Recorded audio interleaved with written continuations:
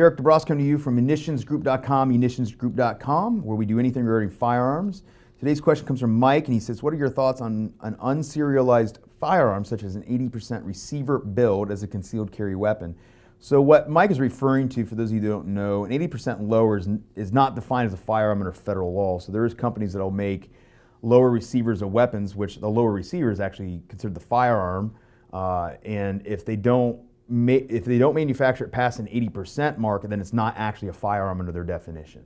Once you cross that threshold, drill one more hole, insert one more spring, whatever it might be, it becomes a firearm, and therefore it has to be serialized.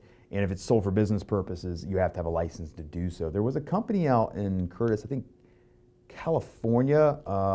They sued the government. All they did was sell unserialized lowers. And ATF came in, took all the property, and they ended up getting sued. I can't remember the name of the company. It was a big, big case. You're making my brain hurt. I know who you're talking Yeah, about. it starts with an A, Aries Arms. That's it. Aries Arms. So there was a case out there where a guy, was approached by ATF. But they're still out there. You can get unserialized lowers. You have to finish it yourself, obviously, complete the build on your own. You can make, for those of you who didn't know, your own firearms. You can't make machine guns, but you are allowed to make your own firearms. As long as you're not doing it for business purposes, you can make your own guns, and that's essentially what you're doing with an 80% lower. So what are my thoughts on carrying that?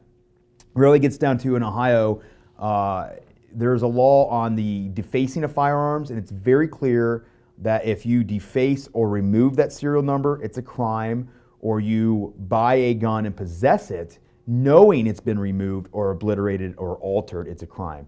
In this case, it never had a serial number, so I don't believe it's an issue. Okay, so if you put a serial number on it, don't later obliterate, change, or remove it. A lot of people don't know that is in fact an Ohio crime, so keep that in mind. Mike, we appreciate your question. Drop us some more, and as always, remember to be safe and carry on.